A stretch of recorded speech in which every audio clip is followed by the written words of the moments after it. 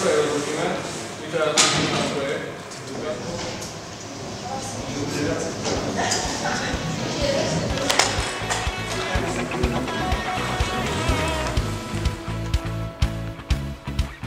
Festival Victory je hlavná evangelizačná akcia zameraná pre mladých, ktorú organizujeme už 12. rok. A to, čo ma veľmi teší tento rok, je to, že sa do nej zapojilo strašne veľa dobrovoľníkov, strašne veľa tých, ktorí chcú slúžiť, ktorí chcú nejakým spôsobom pomôcť. Máme tu okolo 6 organizačných tímov, celkovo nás je až 50 ľudí, ktorí pripravujú na dobrovoľnej báze túto akciu. A okrem toho výsledku, ktorý to ešte prinesie, čo verím, že bude pekný výsledok, že bude hojná účasť, že dosiahneme ten hlavný cieľ tohto festivalu, a to je najmä to, aby ľudia reálne prežili Božiu prítomnosť, aby reálne stretli živého Ježiša Krista, ktorého sme stretli aj my a o ktorom chceme vydávať svedectvo. Tak to, čo ma teší, je to, že sa dal dokopy takýto úžasný tím. Sme ľudia, ktorí sa poznáme už roky, organizujeme spolu okrem takýchto festivalov mnohé iné veci, ako sú aj letné tábory, ako sú víkendovky pre mladých, rôzne výlety do prírody a tak ďalej.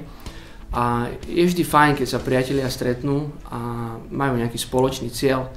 A mňa najviac teší, že tento cieľ je zameraný na evangelizáciu, že je zameraný na vydávanie svedectva, je zameraný na to, aby ľudia, ktorí stretli Ježiša, aby to odovzdali ďalej.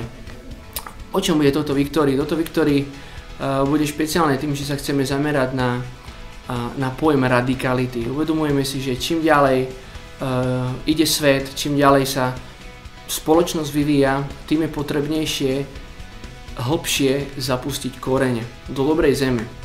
Aby z tej zeme potom mohol vyrásť dobrý strom, ktorý priniesie dobré ovocie. A to, čo si uvedomujeme, je to, že takouto dobrou zemou je iba Ježiš Kristus.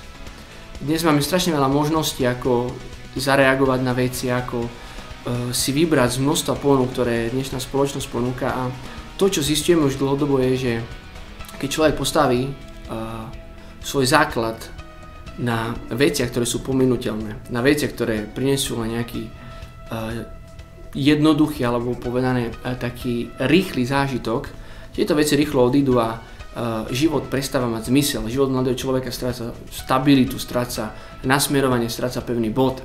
A preto cítime, že je dôležité hovoriť na tomto Victory, preto aby mladý človek prežil víťazstvo v svojom živote, je dôležité hovoriť o tom, že je potrebné položiť svoj život na pevný základ, ktorým je Ježiš Kristus. On je jediný, pevný, neotrasiteľný, stabilný bod, ktorý môže dať zmysel existencii mladého človeka.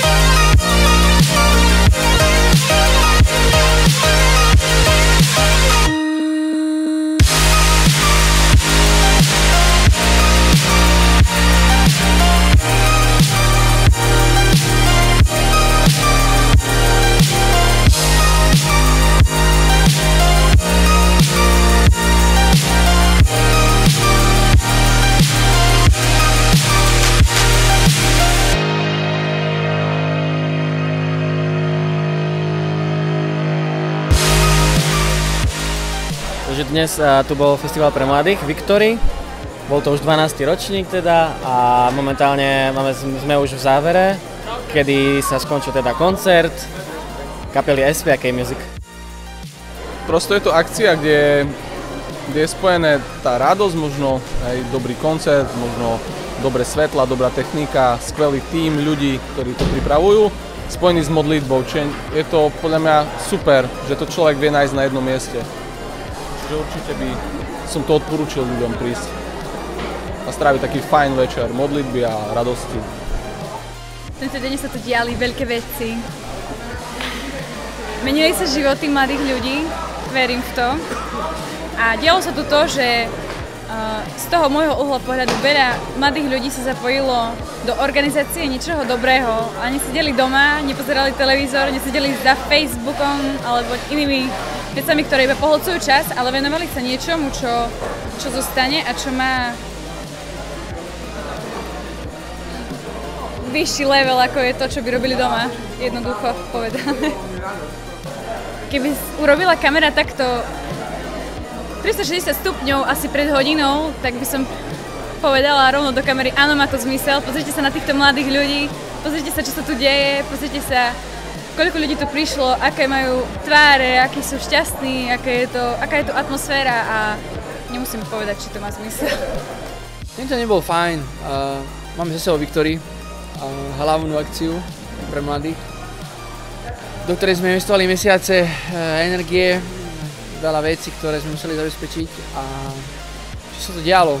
Bol tu kopec mladých, okolo 500 mladých, boli tu ľudia z kapely SP, boli sme tu my, Cape Music, boli tu rôzni dobrovoľníci, boli tu ľudia, ktorí vystupovali, robili rôzne veci, to uvidíte na sústriu. A ja si myslím, že to, čo je dôležité z tohto dňa, je najmä to, že Pán bol mocne prítomný, čo sa týka ľudí a nielen nejak účastníkov, ako som videl, ale aj nás samotných. My samotní sme boli zasiahnutí Pánom, jeho prítomnosťou a ja som to veľmi užíval na pódiu. V jednej chvíli akoby ma dačo zobralo a úplne ma ani nezaujímalo, ako idú veci, ako sa vyvíja hudba, čo sa deje v sále. Vnímal som, že Pán je prítomný, že chce hovoriť ku mne a že tak ako hovorí ku mne, hovorí aj k druhým, takže to ma veľmi tešilo a keď to mám tak zhodnotiť, to ma najviac potešilo v tomto dni. Pre mňa sa dialo to, že Boh sa prechádzal do sálu dnes. Bolo to úplne úžasné, dokoľne ma to obohatilo, spoznala som skvelých nových ľudí a som vážne rada, že som tu mohla byť. Koncert bol úplne skvelý, ja mám ako osobne strašne rada hudbu a aj akože sa venujem hudbe, čiže sa mi to absolútne páčilo. A celé to Viktória a jej SP bolo absolútne skvelé, som úplne nadšená z toho. Tak títo mladí, ktorí boli tu, ja ich vyzývam, aby budúci rok prišli zas. Challenge accepted. Pozvem 3 mladých ľudí a poviem im, čo som tu dnes zažil, aké to bolo, čo sme tu robili, aké to bolo super, že to nie je strata času, že to nie je bezvýznamné a že chce v tom pokračovať a to je to zakorenenie, že bude na tom stať, že pozve ďalších ľudí a že bude tu pevný a že bude, nemusí byť tu, ale v nejakom spoločenstve. A verím, že budúce Viktórii bude ešte oveľa plnšie Ducha Svätého a zase bude o inej chuti, tak ako každý rok. Tým mladým, ktorí boli na Viktórii, by som chcel odkázať to, že to, čo som dnes videl, že boli zapálené ich srdcia akoby novým ohňom. A tento oheň je potrebné dávať ďalej. Čiže odkazujem im jednak to, aby prišli o rok, ale aby neprišli len oni, ale s nimi ďalší mladí, ktorých oni sami pozvú. Aby to šírili ďalej. Pretože tak som sa tu dostal aj ja. Tak sa tu dostali mnohí z nás, že v jednej chvíli začali o tom, čo prežili, hovoriť druhým. A preto, tak ako aj dneska hovoril Ľulo, prajem týmto mladým, aby sa stali oni protagonistami evangelizácie. Aby sa stali oni protagonistami vecí, ktoré Boh robí. Aby neboli len konzumenti, ale aby boli tí, ktorí začnú dávať. Čiže v tom slove to bolo, aby neboli na chvoste, ale boli na hlave. Aby oni viedli, aby oni motivovali, aby oni pozývali, aby oni zapaľovali srdcia druhých. To im prajem. Ja som veľmi šťastný, naozaj, som veľmi šťastný, lebo možno nie som až tak šťastný z istých technických vecí, ako išli technické veci, lebo tie nepôjdu nikdy úplne perfektne, ale to, čo mi to akoby prevážilo celú tú moju nešťastnosť v odzovkách, je práve to, čo som povedal predtým, že videl som Pána, živého Pána Ježiša, ako sa prechádza touto sálou. Videl som ľudí, ktorí neboli len z nášho spoločenstva, ktorí boli z iných spoločenstiev, ako prišli a slúžili spolu s nami ako jeden Boží ľud. Toto mňa naplnilo veľkou radosťou a je to pre mňa veľká výzva ísť ďalej. A posledná vec, ktorej som šťastný je 40 až 50 dobrovoľníkov, ľudí, ktorých poznám roky, ktorých sme dokázali dostať opäť na túto akciu aby si to nielen užívali, ale aby slúžili. Tak ako ten kameraman, čo ma točí a ten, čo tu drží mikrofón. Oni patria medzi nich.